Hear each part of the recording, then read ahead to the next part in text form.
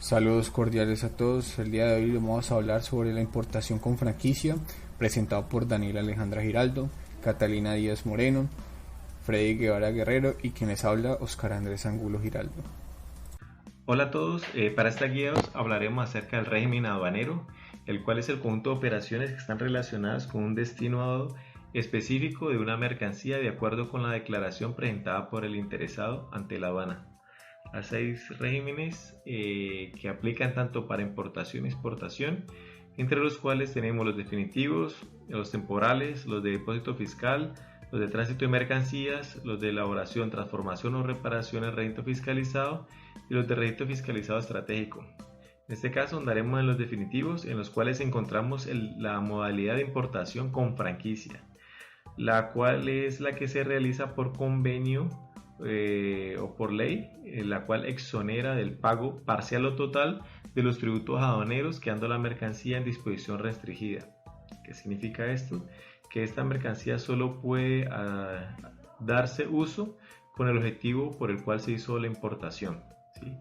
Entre estas situaciones se pueden agrupar en 4 grupos.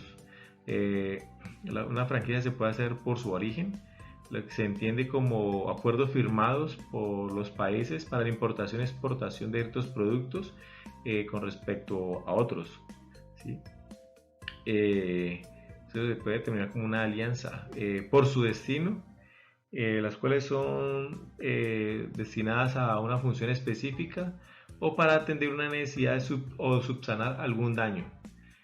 Por la calidad del importador, que significa para algunas personas naturales y jurídicas que la legislación haya fijado, así como como personas diplomáticas o embajadores. Por el tipo de producto, como editorial de libros, revistas, material destinado para la parte medioambiental y material de guerra.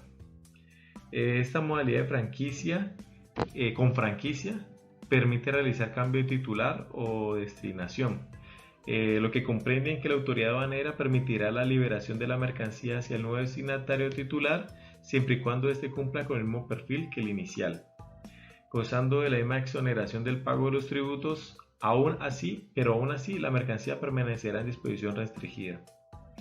La terminación de esta modalidad de importación con franquicia se puede dar haciendo cambio de un destinatario que no posee las mismas condiciones del inicial. Para tal caso, este deberá pagar los tributos aduaneros que se han exonerado, cambiando así la declaración de importación y con ello la libre disposición de la mercancía. Saludos cordiales a todos, mi nombre es Oscar Andrés Angulo.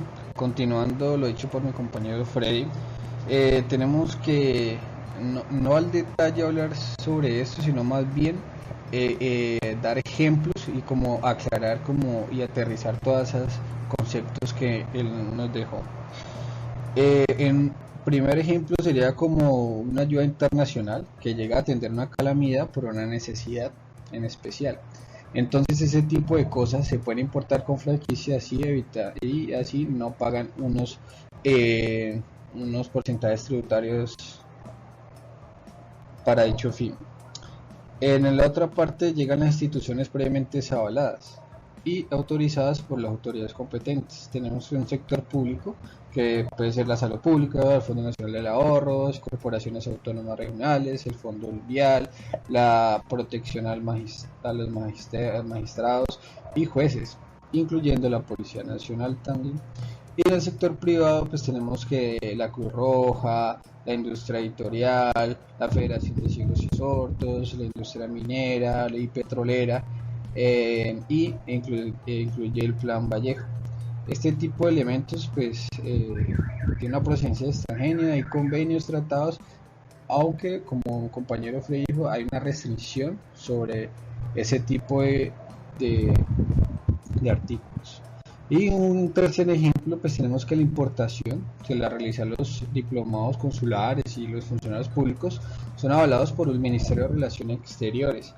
Pues por ejemplo, un cónsul de China cuando vuelve pues a Colombia, entonces puede traer su vehículo pues bajo la restricción que pues no puede pasar sobre los $33,000 FOB. Por más de 6 meses tiene un descuento del 30%. y sobre los tributos aduaneros. Pero si estuvo más de un año, pues tiene un descuento del 100% sobre los tributos aduaneros. Ese es todo por esa parte de los ejemplos con franquicia. Seguimos con nuestra compañera que nos hablará ya la parte de la documentación. Muchas gracias. Para que se haga efectiva la importación por franquicia, se deben tener ciertos documentos a la mano que son requeridos. Estos documentos son los siguientes. Primeramente se presenta la declaración de importación. En esta, el declarante indica a la aduana, es decir, a la DIAN, acerca de la mercancía que se desea importar. De acuerdo con esto, se tiene un control sobre esta situación y se imponen los respectivos impuestos y tasas a esta mercancía. Otro documento es el registro o licencia de importación y este es emitido por la entidad de UCE. En este documento se realiza un soporte de la declaración de importación y de acuerdo a la importación que se someta, se dictamina si es un régimen de libre importación o un régimen de licencia previa. Por otra parte, se encuentra también presente la factura comercial. Esta refleja toda la información acerca de la operación o el proceso de la compraventa que se está realizando. Dentro de sus casillas se diligencian datos como el número de factura, datos del importador, la fecha inicial, es decir, cuándo se entregará el producto o se va a prestar el servicio, el tipo de pedido, que en este caso sería la franquicia, las condiciones de pago, aspectos del producto como la cantidad, la descripción, el precio unitario, precio total, subtotal e IVA. También se encuentra el documento de transporte, donde por medio de este se conoce toda la información que se debe realizar en el transporte. Su diligenciamiento incluye datos como datos generales del embarcador, datos del consignatario, a quien se le debe notificar la llegada de la mercancía, el lugar donde ésta se debe almacenar, el nombre del buque, el número de viaje, entre otros datos similares. En cuanto al certificado de origen, este es un documento que debe ser llenado o diligenciado de forma legible y puede ser escrito o electrónico. Sus datos incluyen el nombre y domicilio del exportador, del productor o productores, también del importador, una descripción completa de cada mercancía y la clasificación del sistema armonizado de estos productos. Por su parte, en el certificado de sanidad INVIMA, este acredita que la mercancía es apta para el consumo humano y que cumple la reglamentación sanitaria. Dentro de sus diferentes casillas se deben diligenciar datos de la empresa que exporta, también de la transacción que se está realizando, y algo muy importante es que también se requieren datos específicos del producto que se está importando, como por ejemplo la presentación comercial, la temperatura en la que debe permanecer, entre otros aspectos, y también datos del importador.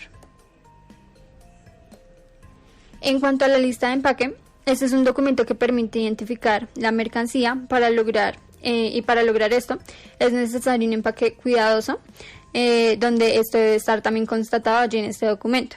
Los datos que se incluyen son la forma de embalaje, cantidades, pesos, marcas, medidas, series, partes, referencias, algunos datos de las personas que exportan y también de las que importan, entre otros. Estos proporcionan un mejor control y revisión aduanera en cuanto al embarque y desembarque de la mercancía. Otro documento es el mandato aduanero. Por medio de la agencia, este se da por medio de la agencia de aduanas que se desee contratar, en donde el declarante faculta a una agencia de aduanas o la contrata en su nombre y representación para que ésta lleve a cabo ciertas formalidades aduaneras que son necesarias para el cumplimiento del régimen aduanero. Entre los datos que se deben diligenciar están los del mandate, que es la persona que contrata a la agencia, el mandatario, que en este caso sería la agencia de aduanas, sus nombres, su razón social, la dirección y contacto de ellos. También se deben leer después de esto las cláusulas que se dictaminan en el contrato para posteriormente ser firmado tanto por el mandate como por el mandatario. Por último, se presenta la Declaración Andina del Valor. Este es el formulario 560 de la DIAN. Es un documento soporte de la declaración en la aduana de las mercancías importadas. Entre los datos para diligenciarlo corresponden datos del importador como su registro y datos básicos, datos de la realización de la declaración andina, como por ejemplo su número, fecha, entre otros. Datos también del vendedor o del exportador.